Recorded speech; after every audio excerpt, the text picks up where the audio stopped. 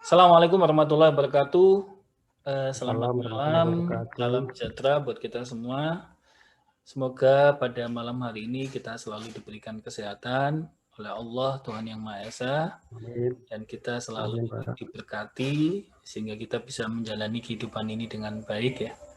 Karena tanpa berkah Amin. dari Allah, dari Tuhan kayaknya susah kita menjalani hidup sekarang ini. Baik Bapak Ibu sekalian, pada topik kali ini saya akan sedikit bicara lebih teknis ya, bagaimana kita menyusun balance scorecard.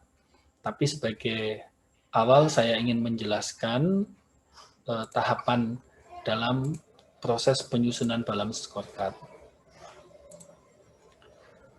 Jadi ini akan saya jelaskan bahwa kalau kita ngomong balance scorecard, ya, jadi ibaratkan kalau kita ngomong balance scorecard itu ada BSC rule, kemudian ada BSC konsep atau di sini ada outputnya.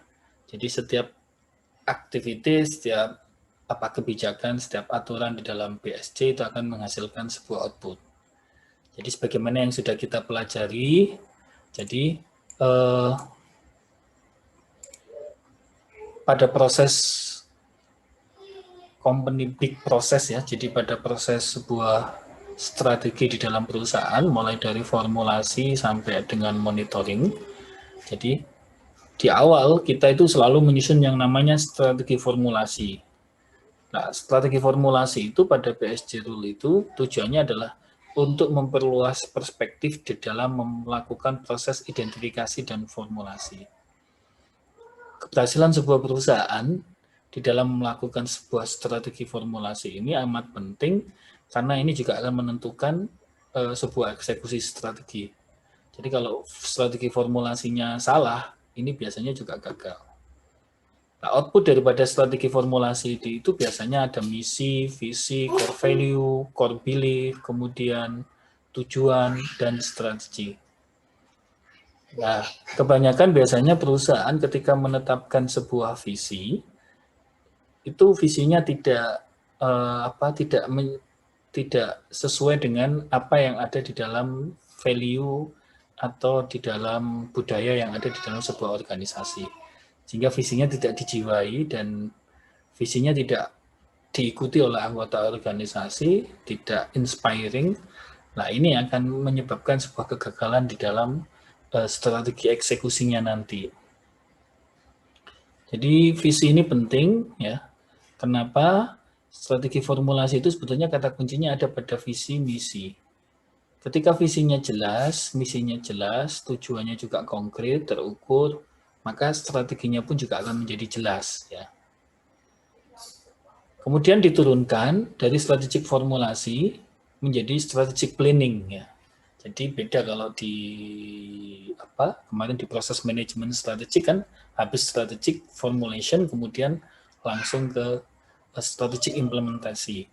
Sebetulnya kalau kita ngomong mulai dari strategic planning, programming, budgeting ini kalau di dalam proses manajemen strategik ini sudah menjadi bagian dari formulasi strategik dan implementasi strategik. Tapi di dalam BSC Rule itu di breakdown lebih rinci. Ya. Kalau dalam strategic planning, di sini dalam BSC Rule-nya kita harus bisa mengukur yang namanya strategic objective. Ya. Jadi strategic objective di sini adalah kita membuat bagaimana sesuatu itu menjadi lebih komprehensif dan koheren. Jadi komprehensif itu kemarin sudah dijelaskan, jadi lengkap ya kalau komprehensif. Kemudian koheren itu saling terkait antara satu dengan yang lainnya. Nah, outputnya di sini adalah strategic objective. Jadi strategic objective ini adalah sasaran strategik. Kenapa ini output strategic objective ini menjadi penting? Kalau kita pernah mengenal yang namanya manajemen by objective ya. Jadi sebetulnya kata kunci keberhasilan sebuah manajemen itu adalah ketika seseorang mampu menetapkan tujuan dengan jelas, dengan benar, dengan rinci. Karena tujuan yang jelas, tujuan yang tepat, itu sebetulnya 50% dari penyelesaian sebuah pekerjaan. Kemudian di sini ada measure, ada sebuah ukuran-ukuran yang terukur, kuantitatif ya. Kemudian ada target, ada strategic inisiatif. Nah, strategic inisiatif inilah yang memastikan untuk tercapainya sebuah target atau sebuah sasaran strategik atau tujuan strategik. Ya. Kemudian dari strategic planning itu diturunkan menjadi programming. Nah, programming di sini kita menjadikan program kerja. Ini sama, jadi program kerjanya harus komprehensif dan koheren. Jadi sebetulnya pada BSC rule itu memastikan keselarasan. Makanya di setiap activity ini selalu diharapkan semuanya koheren. Ya kan? Karena kita membutuhkan yang namanya keselarasan tadi. Nah, ini outputnya adalah program jangka pendek, jangka menengah, ya kan? Kemudian jangka panjang. Kemudian setelah programming diturunkan menjadi budgeting. Ya. Nah, di sini bahwa setiap activity tadi itu, karena kalau kita melihat di dalam balance scorecard itu ada 4 perspektif, salah satunya adalah perspektif finansial, maka budgeting ini juga menjadi ukuran penting ya. Meskipun ini kadang-kadang kalau dalam sebuah konsep yang manufacturing, bisnis yang bukan bersifat publik, budgeting ini apa anggaran itu cenderung kadang-kadang istilahnya menjadi ukuran lagging ya. Kemudian pada anggaran ini juga harus komprehensif dan koheren. Jadi setiap biaya yang dikeluarkan itu harus memiliki koheren, harus memiliki keterkaitan dengan capaian sasaran strategik tadi. Ya kan? Jadi kalau misalkan kegiatan promosi itu mengeluarkan budget sebesar 100 juta, nah itu sudah ada ekuivalennya. Budget 100 juta itu berekuivalen terhadap misalkan peningkatan volume penjualan sebesar 1 miliar. Nah, jika biaya budget 100 juta tadi tidak menghasilkan misalkan penjualan 1 miliar, berarti ada sesuatu di sini yang keliru di dalam proses budgetingnya. Ya, karena angka-angka di dalam sebuah perusahaan, di dalam bisnis itu sebetulnya hidup ya, kita harus menjiwai. Makanya katakan budgeting ini di dalam balance scorecard juga menjadi kata kunci ya. Karena dia juga menjadi sebuah ukuran yang bisa menggerakkan untuk pencapaian sebuah sasaran strategik. Kemudian diimplementasikan, implementasi. Pada implementasi, pasti kalau kita ngomong implementasi langsung dikaitkan dengan monitoring. Di sini kita memperluas perspektif yang diukur, kemudian memudahkan komunikasi pelaksanaan monitoring dan listen learns. Jadi ini yang penting. Jadi Bapak Ibu sekalian, bahwa sebetulnya kegagalan banyak orang di dalam melakukan implementasi sebuah strategik karena dia tidak melakukan monitoring dengan benar. Monitoring dengan benar itu apa? Ketika kita melakukan monitoring, pasti ada listen learn. Listen learn itu ada maksudnya adalah ada tindakan corrective action, tindakan pembelajaran, apa yang menyebabkan itu berhasil dan apa yang menyebabkan itu gagal.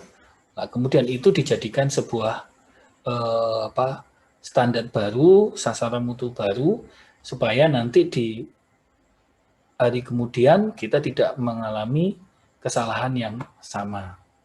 Jadi umpan balik, kemudian listen learn. Ada sebuah proses pembelajaran dari progres yang telah dilakukan. Jadi ini secara umum kalau kita ngomong nanti menyusun balance scorecard, maka tahapan dalam company big process ini harus benar-benar rigid ya, diikuti dan rigid. Maka kalau tidak ya itulah yang membuat kenapa balance scorecard itu gagal untuk diimplementasikan di dalam perusahaan atau dalam sebuah organisasi. Terkadang juga hanya sebagai pelengkap saja.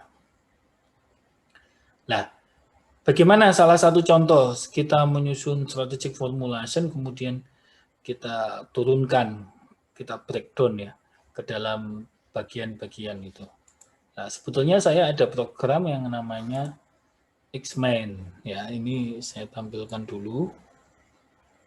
Mudah-mudahan. Nah, ini ketika saya memimpin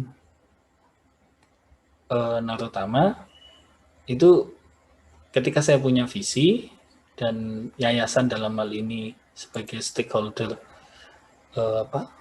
memiliki visi kemudian di-deliver ke saya, maka visi itu kemudian bagaimana diterjemahkan ke dalam sebuah bisnis proses. Jadi Bapak Ibu sekalian, ini belum kelihatan ya.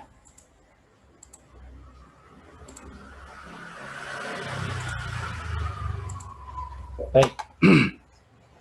Jadi ini sebagai salah satu contoh kalau di bidang pendidikan ya. Jadi kalau kita ngomong pendidikan, core bisnis dari pendidikan itu adalah academic process ya.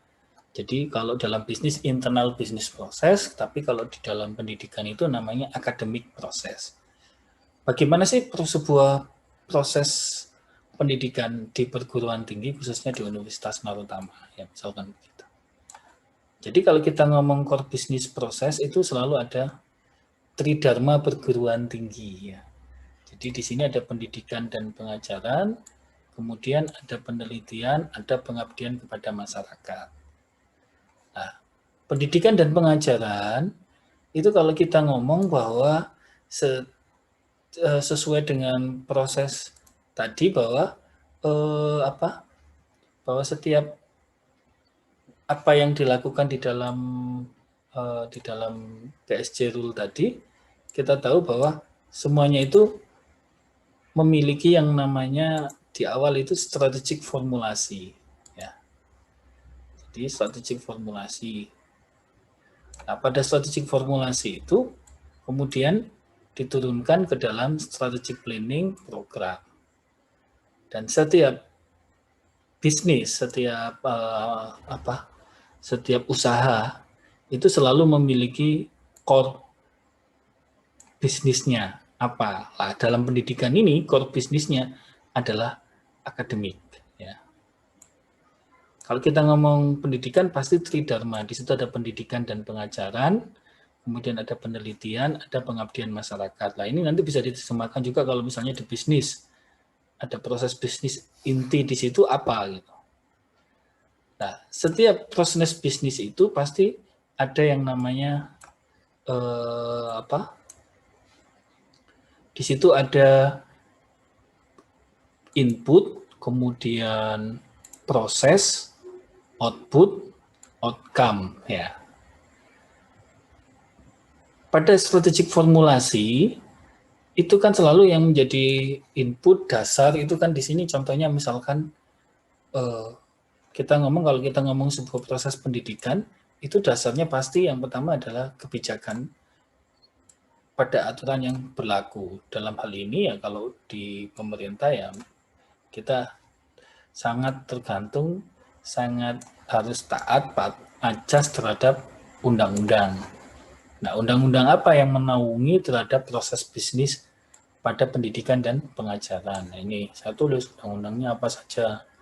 Kemudian dasar hukum undang-undang itu kemudian diturunkan ke peraturan pemerintah. Jadi kalau misalnya di perusahaan berarti di sini undang-undang ini adalah yang terkait dengan regulasi terhadap bisnis ya yang ada, baik itu regulasi yang bersifat nasional maupun regional ataupun internasional. Kalau bisnisnya ekspor kan berarti harus ada dipahami ini.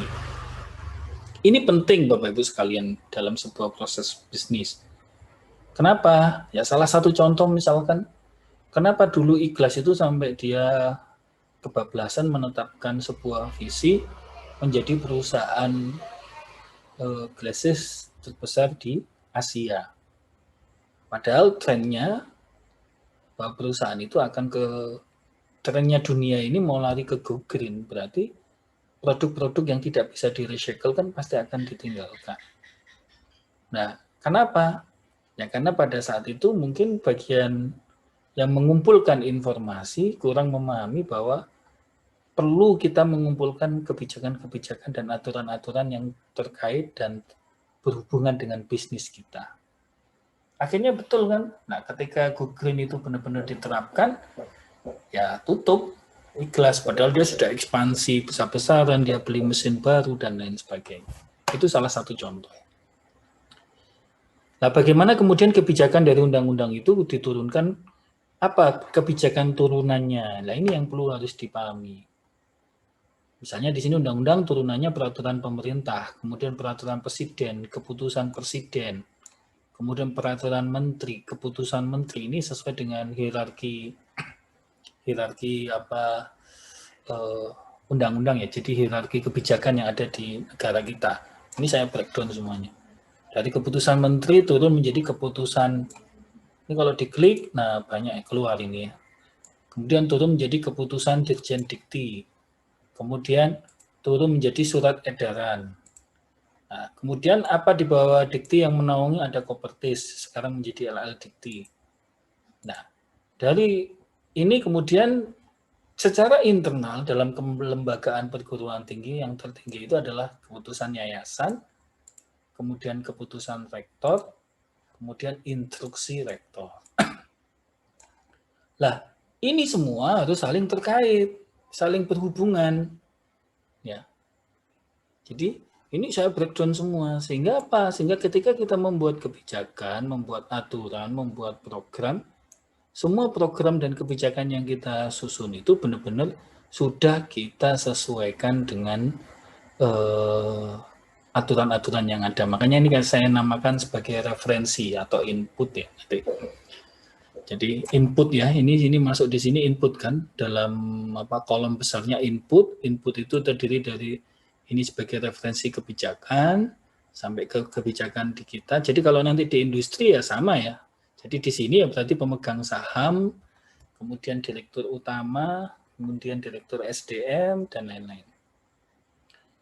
Nah, apa saja juga yang termasuk sebagai input di sini, di samping referensi untuk penyusunan kebijakan-kebijakan tadi, yang masuk dalam input untuk pelaksanaan pendidikan dan pengajaran itu adalah sarana prasarana. Nah, sarana prasarana itu apa saja? Nah, ini enaknya Bapak-bapak Ibu sekalian, kalau X-Men itu bisa dibuka, tutup, dipanjang, ditambah, lah itu bisa ya. Nanti tak ajari caranya bagaimana. Ini yang ditutup lagi. Nah, ini saya buka lagi. Sarana prasarana apa saja yang dibutuhkan untuk menjalankan sebuah proses pendidikan. Nah, ini ada kebijakannya, itu standar pelayanan minimal. Dalam standar pelayanan minimal itu apa saja yang ada? Mulai dari ruang kuliah, kemudian teknologi informasi, ruang administrasi, ruang perpustakaan, kemudian ruang laboratorium, ruang praktikum. Ya, karena kebiasaan saya menyusun ini, saya di kalangan perguruan tinggi itu kadang-kadang disebut teman-teman kampus berjalan. Kalau bingung aturannya tanya Pak Rasi sana. Pak Rasi pasti tahu itu. Sampai seperti itu. Bahkan di kampus di Narotama pun sampai hal yang bersifat teknis di administratif itu kalau ada masalah mesti mereka tanya ke saya, daripada nyari susah-susah tanya Pak Rasi ya gitu. Nah, apakah saya hafal ya? Enggak, ya saya buat X-Men ini saya petakan semua. Jadi masalahnya di mana, anunya di mana dan sebagainya. Kemudian terkait dengan pembiayaan. Ya, jadi yang masuk input tadi di samping sarana prasarana pembiayaan. Nah, ini budgeting tadi kan. Jadi budgeting itu juga merupakan bagian dari penyusunan sebuah formulasi strategik sebelum diimplementasikan ya. Jadi di sini ada standar pelayanan minimal pembiayaan, ada aturannya sudah. Nanti kalau diklik keluar mestinya ya. Nah, ini kan ada standar ada standar pembiayaan keluar. Jadi, saya kembali lagi. Jadi di sini pembiayaan sendiri ada sumber dana. Nah, sumber dananya dari mana? Ya, mahasiswa, non mahasiswa, kemudian ada sistem informasi finansial, ya, untuk memantau daripada kegiatan itu. Terus ada yang merupakan input tenaga kependidikan. Ini kalau diklik keluar semua ya, dosen, kemudian kurikulum, penerimaan mahasiswa baru ya. Inilah yang saya katakan tadi, sebetulnya formulasi strategik itu kalau disusun secara rigid dan rinci, itu memudahkan anggota organisasi untuk menciptakan yang namanya keselarasan tadi. Jadi komprehensif, koheren, dan keselarasan itu bisa dilakukan jika pada saat kita menyusun sebuah strategic formulasi itu dilakukan secara rigid. Demikian pula juga pada proses penelitian dan pada proses pengabdian pada masyarakat. Jadi ini contoh Bapak Ibu sekalian ya. Nanti saya akan jelaskan bagaimana teknis membuatnya secara X-Men pada sesi yang kedua ya. Ini karena yang waktunya mau habis. Nah, dari penjelasan saya tadi itu mungkin ada pertanyaan sebelum saya nanti masuk ke sesi yang kedua dengan menampilkan program X-Men. Monggo, silakan Pak Murici, kalau ada yang mau ditanyakan. Baik Pak, kembali ke Pak Arsi, kembali ke tadi yang ucap. Iya. Tadi itu, PC yang awal tadi. Iya. Tolong Pak ditampilkan lagi Pak. Oke. Ya, silakan Pak. Ya, kelihatan sudah. Bukan yang awal Pak, yang awal. Oh, yang awal. Oke. Berarti yang yang ini ya Pak ya.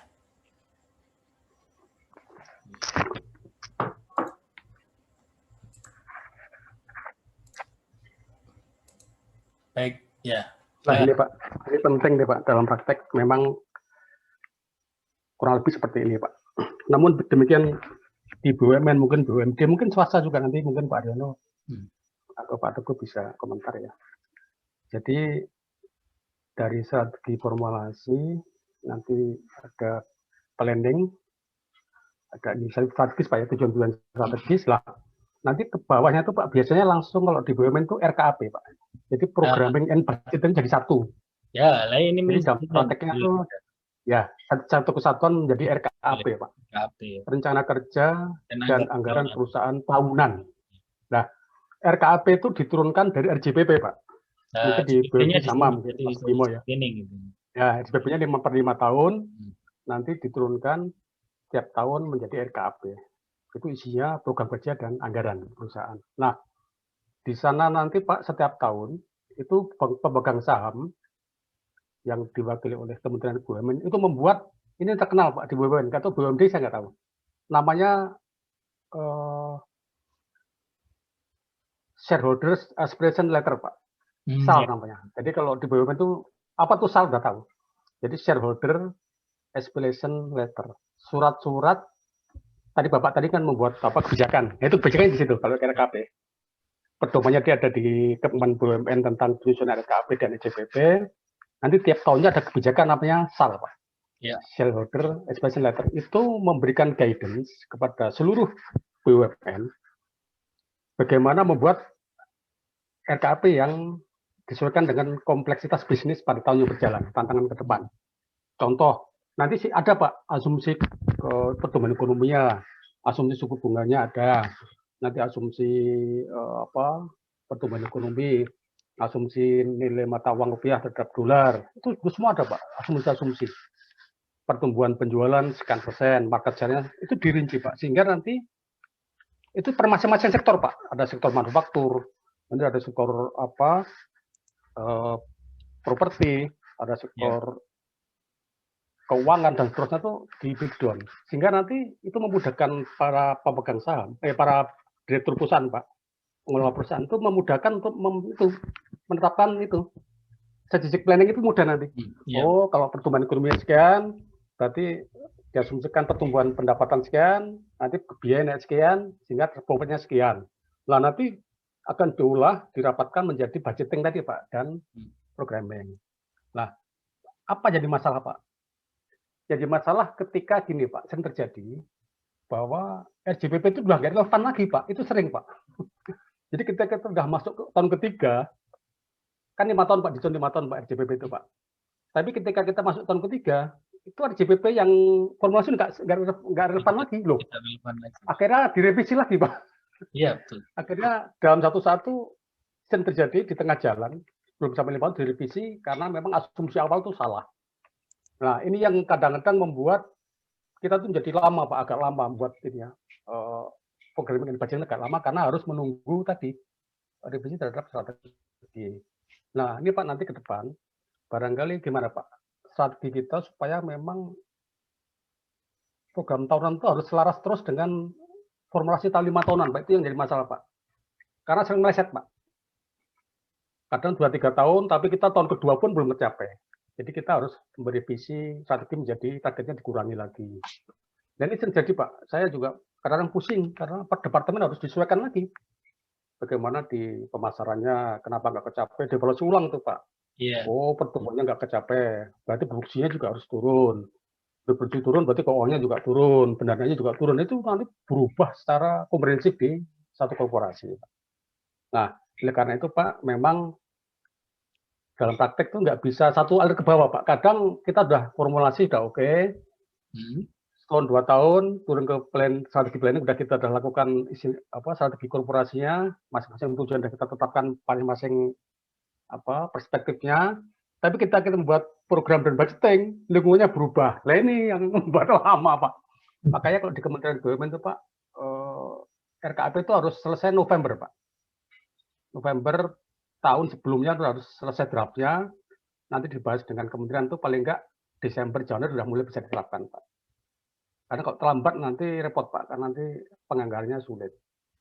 Nah, kenapa, Pak, demikian, Pak? Karena memang nanti dalam praktek ketika yang kami sampaikan sebelumnya, Pak, kalau target kita itu tidak realistis, Pak, tidak sesuai dengan kondisi bisnis yang berkembang, nanti monitoringnya ada susah, Pak. Gap-nya terlalu jauh nanti. Nah, kalau gap terlalu jauh itu kan nggak bisa nyalakan X-nya. Karena banyak hal yang di luar kemampuan korporasi untuk mencapainya. Oh, targetnya berarti keliru. Karena terutama pandemi ini, Pak. Terutama ada pandemi ini semua meleset semua, Pak. Semua produksi meleset semua. Itu perlu direvisi. Karena nggak mungkin kita nanti kayak direvisi, begitu dibandingkan, Bapak, mungkin Pak Arsi dan rekan-rekan tahu, Pak, di konstruksi itu rata-rata salesnya, Pak, itu hanya 30% Pak, capai Pak Arsi. Pandemi ini hanya 30%. Akhirnya nggak sempat merevisi RJPP, tapi harus dievaluasi yang monitoring itu. Akhirnya nyalakan satu hal, Pak. Ini karena coronanya itu jawabannya, Pak. Tapi akhirnya Pak Bahasa memaklumi, Pak, karena hampir semua sektor industri terdampak oleh kasus corona. Tapi konstruksi sangat tertekan banyak, Pak. Tapi ada sektor yang tidak terdampak, loh, Pak. Dalam situasi ada corona mungkin ini, kayak telekomunikasi ya. Nah, dalam situasi corona ya. Ini justru yang namanya Apple itu dia menaikkan harga itu sampai 300% untuk produk iPhone yang baru. Betul, Pak. Jadi produksinya itu biaya produksinya itu kalau nggak salah cuma sekitar 4 juta, tapi dia harga jual sampai 25 juta. Betul, luar biasa kalau teknologi. Nah, konstruksi itu kenapa dia bisa begitu, Pak? Kalau saya belajar dari salah satu direkturnya Ciputra, saya kan pernah tanya. Sebetulnya bagaimana sih supaya kita bisa seperti yang Bapak tanyakan tadi, bahwa program itu bisa selaras minimal sampai 5 tahun, 10 tahun. Iya. Ya, katanya kata kuncinya itu ada visi seorang pemimpin, visi seorang owner. Ya. Nah, di Indonesia ini yang bisa begitu itu baru Lipo, Pak. Katanya begitu. Ciputra sendiri belum bisa, katanya beliau. Grupnya Lipo Group ya. Grupnya Lipo. Lipo itu, dan mereka itu katanya menggunakan ilmu langit. Kalau saya sih pernah dikonstruksi juga ya, Pak ya. Saya pernah mengundang salah satu konsultannya Lipo. Dia menetapkan segmen pasar, kemudian posisi bangunan, jenis bangunan itu tidak di atas kertas, Pak. Tapi karena kemampuan intuisinya yang luar biasa. Oh, karena itu. Jadi dia minta jalan. Jadi saya pernah mendampingi kan. Jadi minta jalan di radius 3 km di mana mall mau didirikan, ya kan. Kemudian habis itu setelah dia jalan sejauh 3 km itu naik motor, dia melihat. Baik, Bapak Ibu sekalian, ini saya jelaskan sedikit ya tentang bagaimana menggunakan X-Men. Nanti programnya saya coba kirim lewat Google Drive. Nanti linknya saya kirim di grup ya. Ya, baik Pak. Ya Pak, ya Pak. Ya, jadi ini karena waktunya mepet, mohon maaf ini. Jadi yang pertama, ini coba saya buka. Sudah saya share. Ya, jadi ini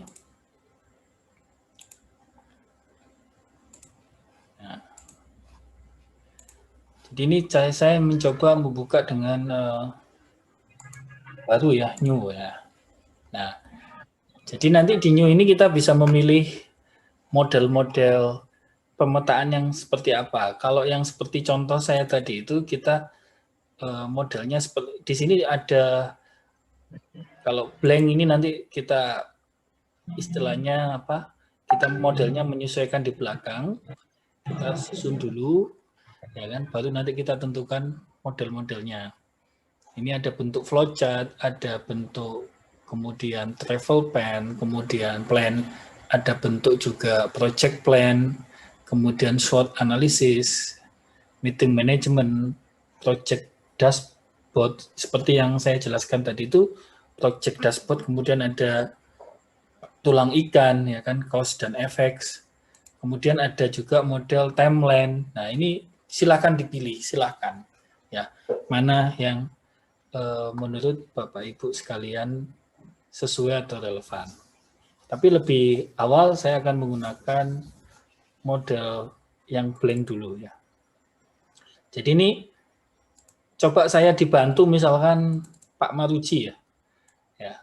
Visinya di perusahaan Pak Maruji apa Pak PT Berantas? Sederhana. Menjadi misalkan gitu. Perusahaan, menjadi perusahaan konstruksi ya. Langsung aja Pak, konstruksi yang terpercaya 5 besar di Indonesia ya. Ya. 5 besar di Indonesia. Ya. Nasional Pak, konstruksi nasional, pakai nasional, takutnya nanti internasional. Enggak, yang depan Pak, konstruksi nasional. Perusahaan konstruksi nasional. Konstruksi nasional ya kan? Ya.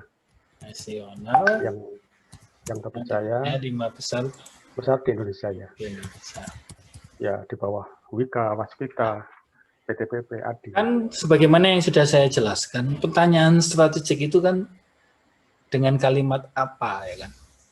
Dengan visi ini, maka pertanyaannya adalah apa yang harus dilakukan untuk bisa mencapai menjadi perusahaan konstruksi nasional yang terpercaya 5 besar di Indonesia. Nah, ini kemudian pertanyaan ini harus dijawab apa misalnya? Apa yang harus dilakukan?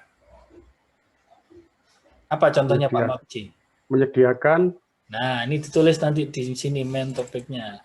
Ya, menyediakan produk konstruksi ya. Yang bermutu tinggi, pasti itu satu. Ya. Yang bermutu tinggi misalkan begitu ya. Ya. Itu tinggi. Apa ini sudah cukup dengan satu ini? Belum Pak. Nah, terus Pak, kalau belum ya nanti tambahkan lagi. Tinggal diklik, bisa diklik di sininya. Ini ya insert subtopik atau langsung di sini juga bisa dari sini. Insert, nah kemudian subtopik. Apalagi Pak? Itu Pak, memastikan. Ini salah satu contoh ya. Ya, kalau ini sudah dijalankan Pak, dan kita sering membuat ini, itu akhirnya di cara berpikir kita itu automatically Pak. Sudah otomatis. Kesehatan dan keselamatan kerja Pak. Kesehatan dan memastikan kesiapan kerja. Ya. Kesehatan dan keselamatan kerja pasti itu. Kesehatan K3 ya. Kesehatan dan ya K3 lah, memastikan K3. Memastikan ya, K3. Pak. Ya. Ya. Baik. Memastikan K3. Ini salah satu contoh. Nah, dan ini harus terus Pak, sampai kemudian yakin bahwa dengan aktivitas-aktivitas yang disusun itu, atau program-program yang disusun tadi itu bisa menjamin tercapainya menjadi perusahaan konstruksi nasional yang terpercaya nomor 5 besar di Indonesia. Ya. Nah, nanti kemudian baru disusun apa inputnya, apa prosesnya, atau apa output. Pak Arasi. Ya. Misalnya gini Pak, dua ini dulu. Menyediakan produk yang terpercaya. Nah ini, terus yang tinggi. Ini dikasih subtopiknya lagi Pak. Nanti kan memerlukan keterlibatan dari berbagai unit. Itu gimana Pak caranya Pak? Nah ya ini, jadi contohnya gini. Bidang itu. Nah ya, menyediakan produk konstruksi yang bermutu tinggi. Nah, apa yang bagaimana caranya? Kalau misalnya di sini kan tadi pertanyaan apa? Sekarang pertanyaan yang kedua untuk membreakdown ke sini, pertanyaannya adalah bagaimana caranya untuk bisa menyediakan produk konstruksi yang bermutu tinggi? Oh, gitu. Apa? Gitu, Pak ya. Ya, bagaimana caranya, Pak? Itu berarti keterlibatan orangnya di mana, Pak? Departemennya di mana? Ya, belum nanti di sini nanti akan ada keterlibatan departemen. Jadi siapa yang bertanggung jawab nantinya? Oh, gitu. Jadi ini kan pertanyaan apa, ya kan? Kemudian bagaimana? Kemudian di mana? Kapan? Ya kan? Ya. Kalau bagaimana berarti di sini juga ada biayanya. Kemudian siapa yang melakukan? Ya, anggaplah satu, Pak. Yang jadi ini pertanyaan 5W 1H ini di breakdown sampai ke bawah. Oh, di breakdown lagi, Pak. Sampingnya ini. Iya. Iya. Nah, nanti setelah itu baru kemudian bisa, misalnya ini kesulitan ini kan bisa dibuat anunya misalnya dalam bentuk pohon, ya, pohon ke kanan. Nah, ini lebih mudah, misalnya bisa dibentuk dalam bentuk MS Project tadi Fishbone, ya. Itu bisa panjang, Pak ya? Bisa panjang, bisa lebar dan panjang itu? Bisa, Pak.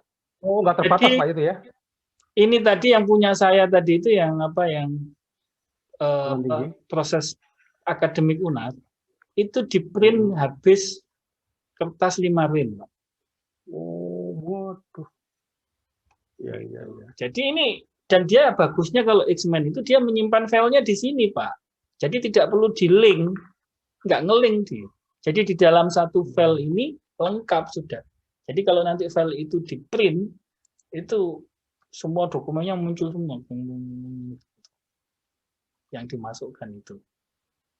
Dan misalkan tadi kembali ya, misalnya ini saya buat untuk memudahkan dalam bentuk pohon.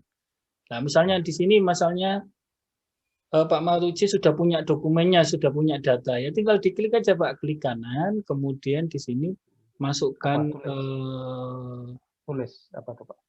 Bukan, kalau misalnya dokumennya sudah ada, tinggal copy, ya. Oh, enak Pak berarti ya. Iya. Tinggal copy paste ya. Iya. Kami udah ada semua Pak, udah ada semua tuh. Iya, tinggal di copy paste. Misalnya contohnya ini ya. Saya masukkan dokumennya misalkan gitu. Ini perencanaan proyek Pak, perencanaan proyek. Ya. Nah, ini saya masukkan dokumennya misalkan begitu. Apa misalnya di sini dokumennya saya anggap misalnya ini ya. Saya open. Ini sudah masuk di sini, Pak. Loh. Oh, ini tinggal diklik, udah muncul dokumennya. Nah, muncul sudah, Pak. Ya. Jadi sudah tidak perlu menyimpan lagi. Saya biasanya kalau presentasi ya begini, pakai ini sudah. Jadi klik. Sudah tidak usah buka file-file yang lain. File semuanya. Itu programnya namanya apa Pak Arsi? X-Mind. X-Mind ya. Iya. X-Mind ya. Nah, ini misalnya kalau kita mau bentuk dalam bentuk MS Project, ya tinggal diganti aja metriknya. Nah, kan muncul jadi berubah. Nah, ini misalnya kita mau kasih label. Tadi contohnya input, ini bagian dari input. Misalnya tinggal di label aja Pak, input. Nanti di sampingnya misalnya proses, kemudian output, outcome. Ya. Jadi nanti saya kirim linknya itu file programnya, kemudian juga panduannya, sama contohnya ya. Contoh kakak kelas Anda yang sudah bikin seperti apa. Nah, itu Bapak Ibu bikin. Nah, nanti minggu depan itu dipresentasikan. Siap. Dipresentasikan. Nah, nanti saya mengkoreksi. Jadi gantian Bapak Ibu yang presentasi lewat Zoom-nya, kemudian saya mengkritisi. Gitu, Pak. Baik, Pak. Ya. Siap. Kapan Pak dikirim, Pak? Segera ya? Ya, nanti habis ini tak kirim ke, saya masukkan dulu ke Google Drive-nya, karena saya masukkan. Google Drive, ya. Ya, Pak. Mungkin Pak Teguh ada pertanyaan yang lain? Sudah paham apa? Sudah mewakili Pak Maruji? Bu Iva? Ya. Pak Teguh ada pertanyaan terkait dengan... Ya, sudah paham Pak, kira-kira nanti arahnya kemana. Cuma nanti waktu ujian akhir bikin ini Pak ya nanti? Loh, kalau di ujian akhir sudah jadi BSC model, Pak. Nanti ada aplikasi Excel. Ya. Oh, Excel, bukan yang ini, Pak? Bukan, ini kan untuk membentuk seperti Excel ini, karena ada pertanyaan itu ya. Nah, ini salah satu contoh bentuk Excel-nya mudah-mudahan ini ada. Nah, nanti jadi seperti ini, Pak. Nah, oh sorry, belum saya belum saya ganti.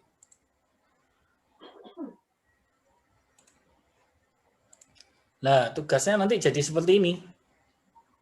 Ya.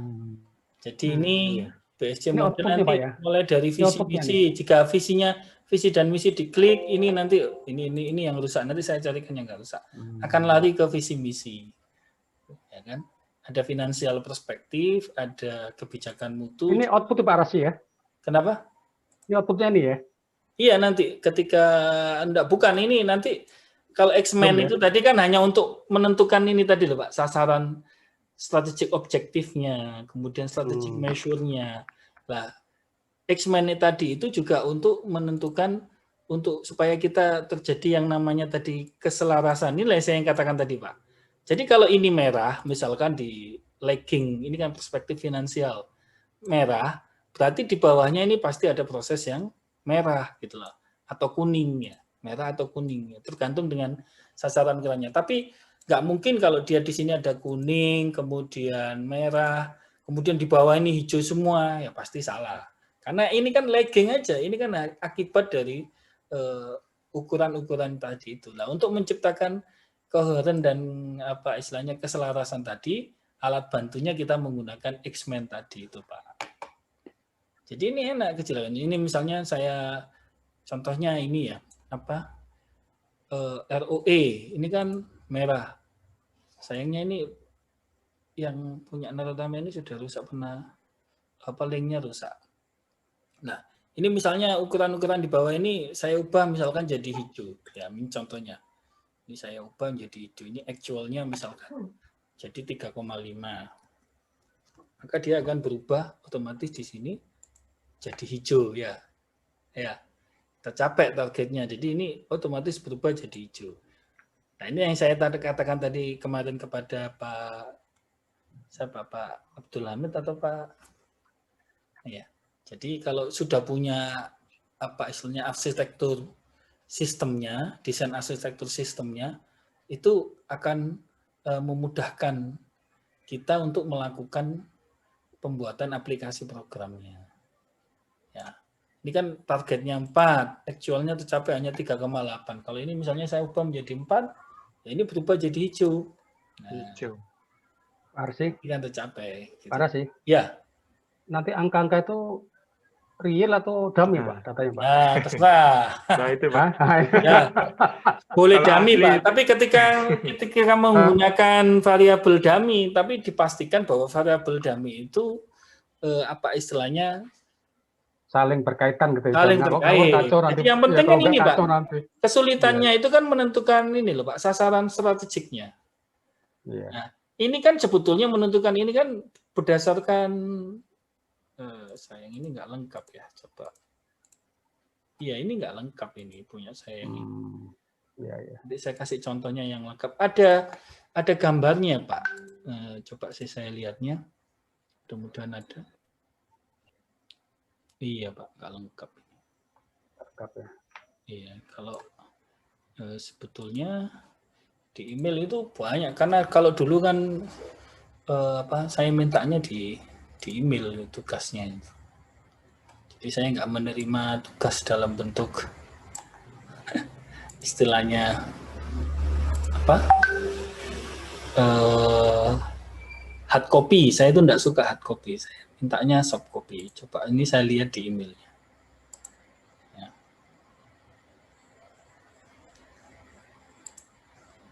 Jadi nah,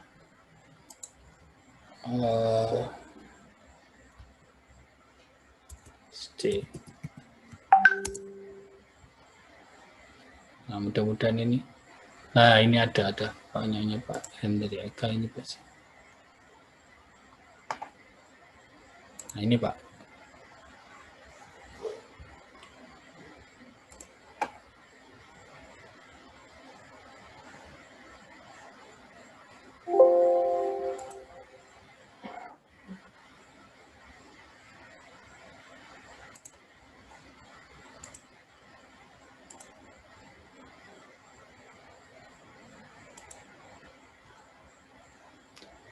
Jadi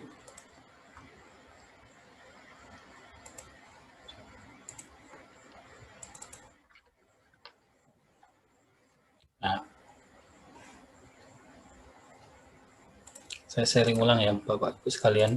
Jadi ini contohnya.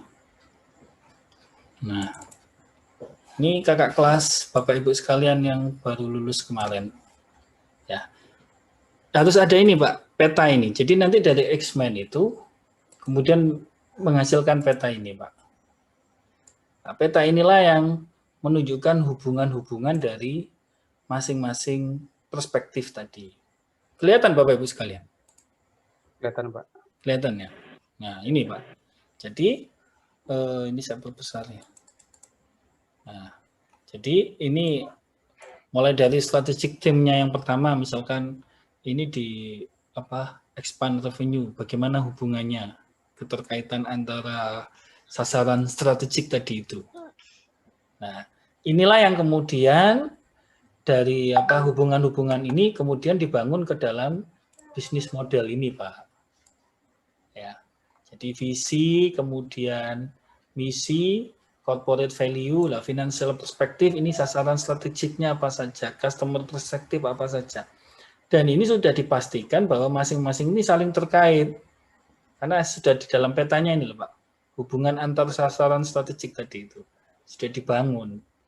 Nah, sehingga ketika di sini dalam BSC modelnya, nah ini akan muncul nantinya. Ya. Nah, sehingga ketika ada ukuran-ukuran lagging yang tidak sesuai, nah pasti di situ ada yang tidak jalan di bawah gitu. Ya, bisa dipahami Bapak Ibu sekalian. Jadi nanti ini outputnya. Jadi ini ada bisnis model, peta, kemudian di financial perspective, ukuran-ukurannya ini boleh menggunakan variabel dummy, tapi dipastikan bahwa strategic measure-nya dan sasaran strategiknya itu benar. Tapi kalau angka-angkanya boleh menggunakan dummy, karena terkait dengan rahasia perusahaan, gitu ya. Ya, siap Pak. Jadi minggu depan presentasi yang X-Men Pak ya? Ya, minggu depan kita presentasi yang X-Men itu. Baik. Ya. Ada pertanyaan? Jelas Pak. Jelas ya? Jelas Pak, jelas Pak. Kalau jelas, karena ada kuliah lagi ya, Pak Joko. Ada Pak. Ya Pak, Pak Joko sebelah sudah online Pak. Ya. Oke, jadi sampai di sini. Ya. Terima kasih. Terima kasih Pak Rasi. Selamat malam. Terima kasih Pak. Assalamualaikum warahmatullahi wabarakatuh. Waalaikumsalam warahmatullahi wabarakatuh Pak.